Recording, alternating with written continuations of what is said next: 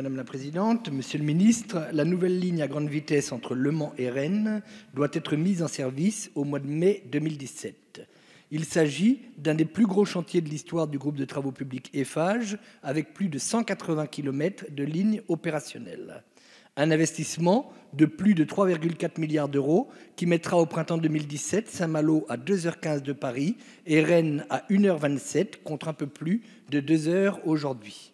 Un investissement que nous attendons depuis 1986, date à laquelle le Conseil régional de Bretagne a accepté l'électrification de la ligne Rennes-Saint-Malo pour permettre aux trains à grande vitesse de circuler jusqu'à Saint-Malo. Une véritable aubaine pour la Bretagne, une véritable aubaine pour l'économie bretonne tout entière, même si je continue de regretter que ces travaux n'aient pas pu être poursuivis jusqu'à Quimper et Brest. Une aubaine aussi pour l'économie touristique du pays de Saint-Malo. Une aubaine enfin pour tous ces travailleurs de Rennes et Saint-Malo qui, de plus en plus nombreux, vont travailler à Paris à la journée.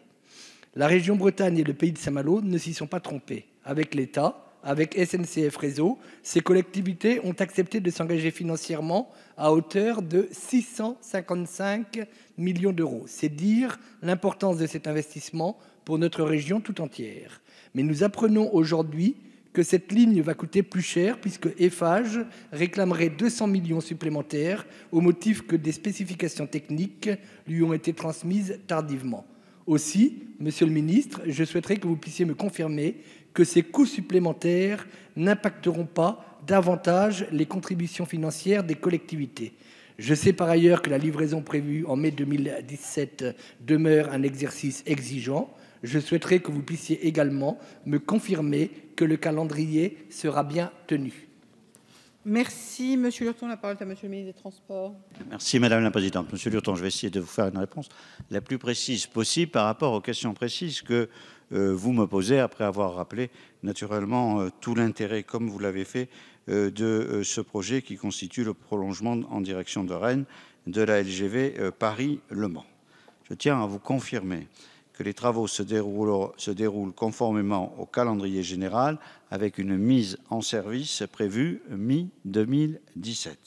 Je tiens à vous préciser sur la question financière que, comme vous, nous avons eu connaissance des réclamations portées par Eiffage, que tout ceci se déroule dans le cadre contractuel et que ça n'a aucun impact in fine sur les participations des collectivités territoriales, ni sur la réalisation de ce projet. Et il s'agit d'un litige classique qui trouvera son issue dans les cadres du voie de droit, mais qui n'impacte pas ni le calendrier, ni les participations financières des collectivités territoriales. Je crois qu'il était utile que vous posiez la question, que je puisse vous donner une réponse aussi précise sur les deux points. Merci, Monsieur.